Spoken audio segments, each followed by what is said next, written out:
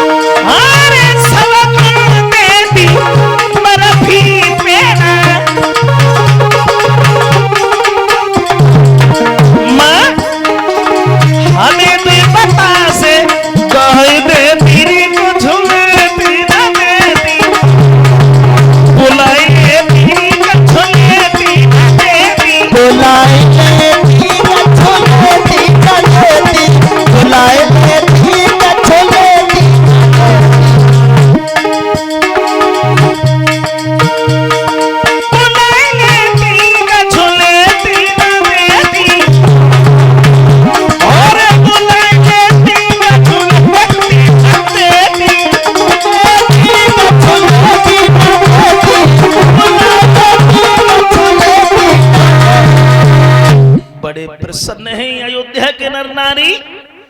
दशरथ भी बड़े खुश हैं। दशरथ सबको दान लुटवा रहे हैं। दान सर्वस दान दीन सब काऊ और पावा सब राखा नहीं काऊ। थोड़ी शंका की बात, शंका की बात यह है कि दशरथ दान सबको देते हैं, दान सब ले लेते हैं, लेकिन अपने पास कोई नहीं रखता है। क्यों? बात ये थी कि दशरथ राम के जन्म पर इतने खुश हो गए तो सबकी झोली में प्रभु राम को ही डालते चले गए। भगवान को लिया सबने, लेकिन अपने पास किसी ने नहीं रखा। पावा सब राखा नहीं काऊ। इस तरह भगवान श्री राम का अवतार हुआ था अयोध्या में। दूसरा सवाल ये हो गया, अब आओ अत संक्षेप में बता दे रहा हूं जल्दी जल्दी में।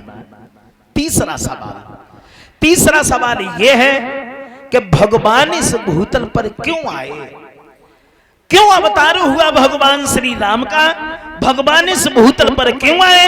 तो इसके एक नहीं अनेकों प्रमाण मिले। कैसे अनेकों प्रमाण मिले?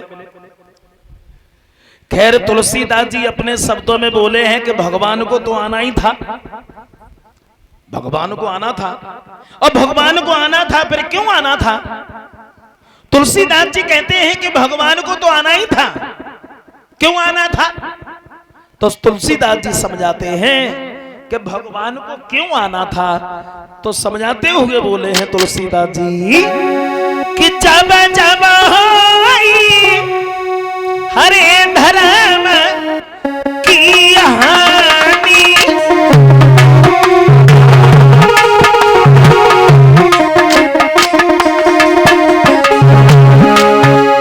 जब जब इस भूतल पर घोर अत्याचार होता है, जब जब दीन दुखियों की आत्मा सताई जाती है, तब तब भगवान को मानुष तन धारण करके आना ही पड़ता है।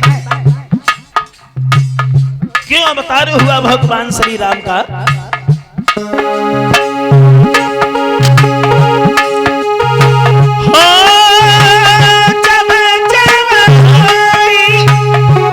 धर्म की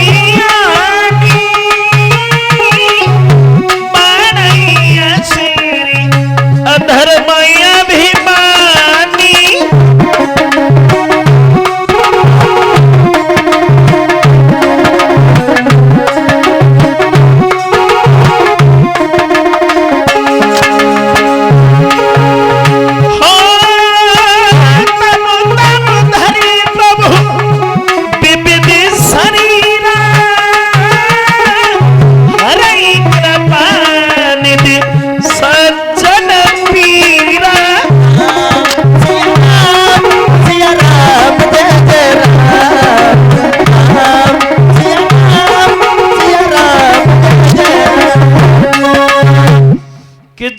तब होई धर्म की हानि, और बाणई असुरी अधर्म अभिमानी, तब तब धरि प्रभु विविधि शरीरा, और हरई कृपा निधि सज्जन पीरा।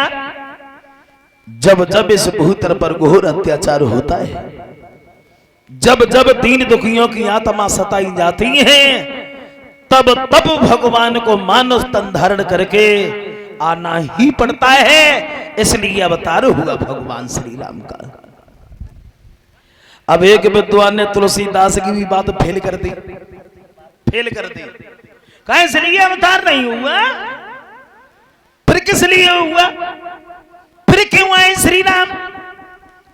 तो देखो, एक दिन कैलाश पर्वत पर बैठे हुए भगवान शंकर गिरिजा को समझाने लगे, सुनो गिरिजा, एक कल्प में भगवान का अवतार हुआ, जो नारद ने भगवान को श्राप दिया, इसलिए भगवान को भूतल पर आना ही पड़ा। भोले बाबा बोले, गिरिजा क्या नारद ने जब भगवान को श्राप दिया तो भगवान को भूतल पर आना ही पड़ा? तो गिरिजा चकित भई सुनि बानी। गिरिजा बोली, महाराज आप कैसी बातें कर रहे हो? मतलब ये है कि देव ऋषि नारद चलते फिरते उठते बैठते सोते जागते हमेशा नारायण नारायण ही कहते रहते हैं, फिर नारद ने भगवान को श्राप क्यों दिया? और दूसरी बात एक और है कि भक्त कभी भगवान पर नाराज नहीं होता है, फिर नारद ने भगवान को श्राप क्यों दिया? जब बात हमारे दिमाग में नहीं आई। भोले बाबा बोले हैं, गिरिजा अगर सुनना ही चाहती हो कि नारद ने भगवान को श्राप क्यों दिया, भगवान इस भूतल पर क्यों आए, तो भोले बाबा बोले हैं, सुनो गिरिजा, एक बार ऐसा हुआ कि दक्ष प्रजापति से मुक्ति पाने के लिए हिमालय पर्वत पर देव ऋषि नारद तपस्या करने के लिए बैठ गए, और इतनी घनघोर तपस्या की है कि उस तपस्या को देख करके देवताओं का राजा इंद्र घबरा गया। साथ साथ एक बात हम आपको और बताते चले, ये इंद्र क्यों घबराता था, ये इंद्र किसी को तपस्या क्यों नहीं करने देता था? इंद्र कहते किसे हैं? देखो, इंद्र किसी का नाम नहीं था, इंद्र नाम की एक पदवी थी, पदवी जैसे आजकल पदवी है प्रधानमंत्री की, मुख्यमंत्री की, एमएलए, एमपी।